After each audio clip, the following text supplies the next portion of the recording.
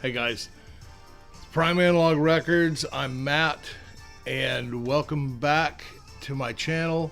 Today I wanted to talk to you about something that's fairly unique in record collecting, and many people don't understand it or think about it. And it's looking into the credits. I call it digging into the credits. One of the main things that's great about the size of our format is that there's a lot of information in here on these records, and you can find a tremendous amount of information going very deep down the rabbit hole. And one of the things I've found is look at producers and look at directors, and then once you find that special person, I'll give you a good example. On this album here, first of all, I found Lee Ritenour on his own years ago, and didn't realize that he started everything with Dave Grusin. Dave Grusin this is one of their albums they did together. It's a beautiful album. It's really spectacular.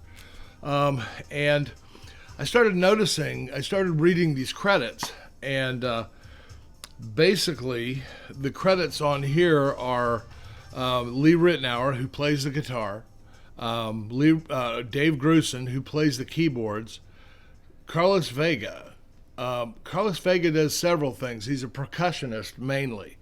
And then you have Paulina DaCosta.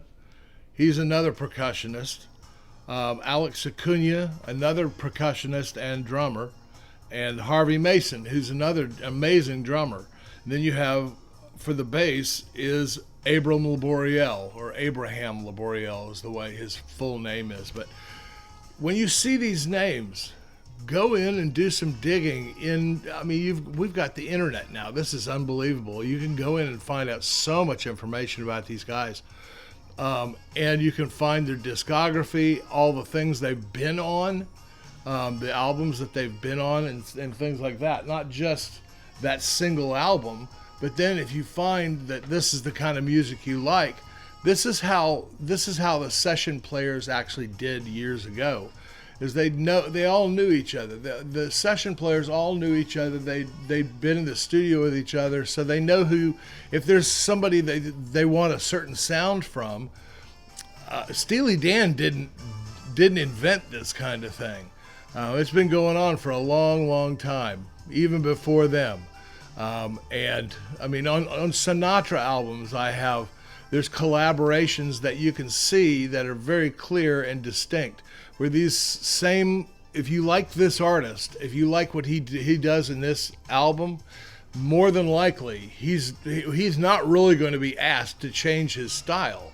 So they'll move into something else. They're not going to change a whole genre, but you can find other people. Good example is Joe Sample. Joe Sample came from the Crusaders, amazing jazz group. He's an incredible keyboardist, pianist.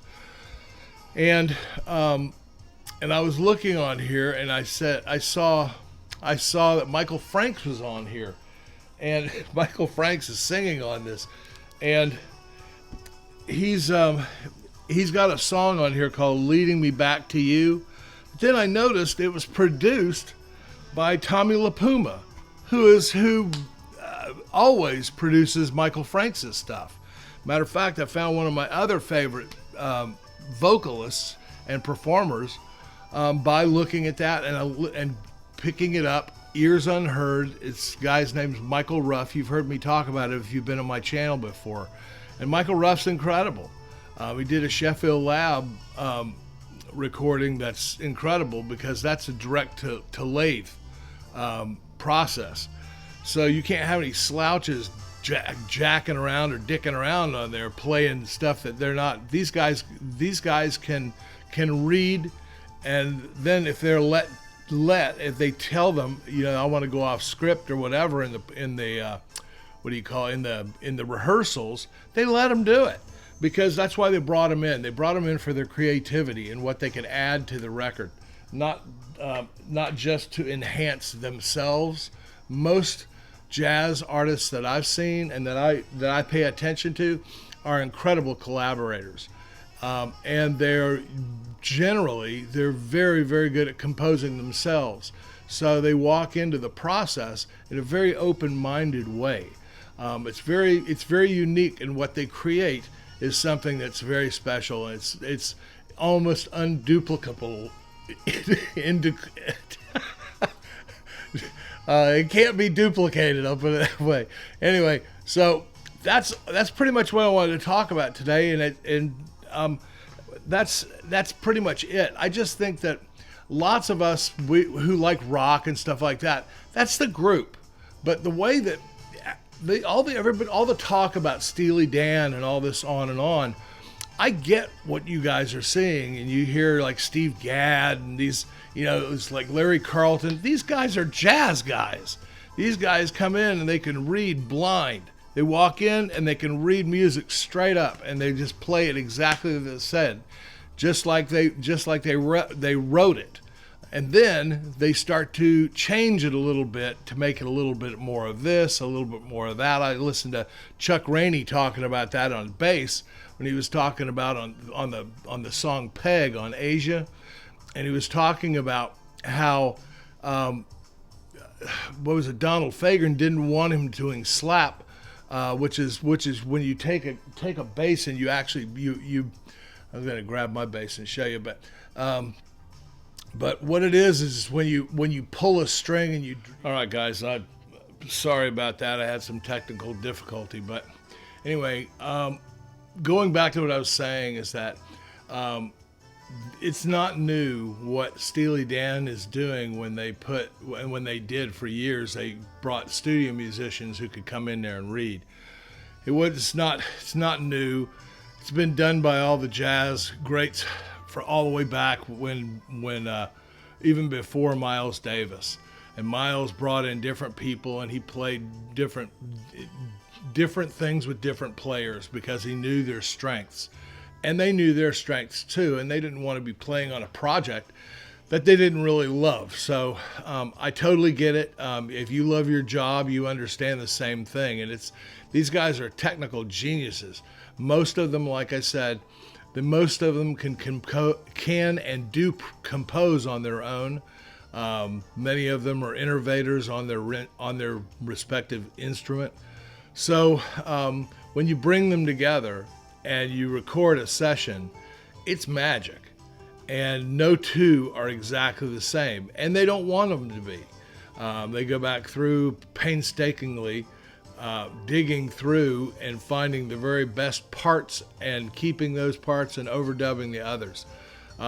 It's a very long and arduous process, but what comes out on the end is these amazing albums, like this one here that I showed you a minute ago. I think I showed you this. But this is Dave Grusin, and this actually was. It's a limited edition special pressing from Arista, and it was a direct to digital, and it was one of the first we ever saw back then. I think that album came out in, I want to say 82 or 83. I could be wrong. I'll correct myself in the credits or when I've dropped some copy on this.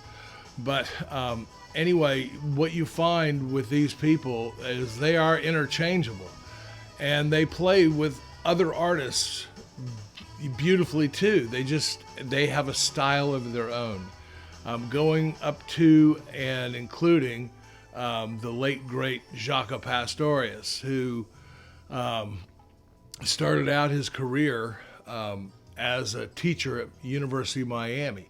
He was teaching bass at the same time. Pat Metheny was there too. And I'll tell you more about that one on the upcoming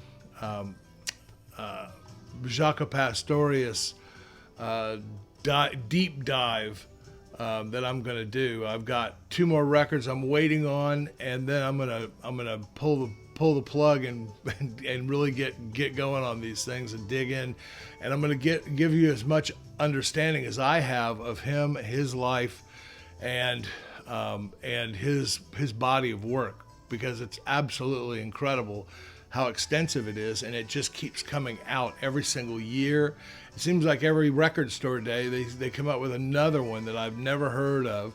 Music on Vinyl, my favorite audiophile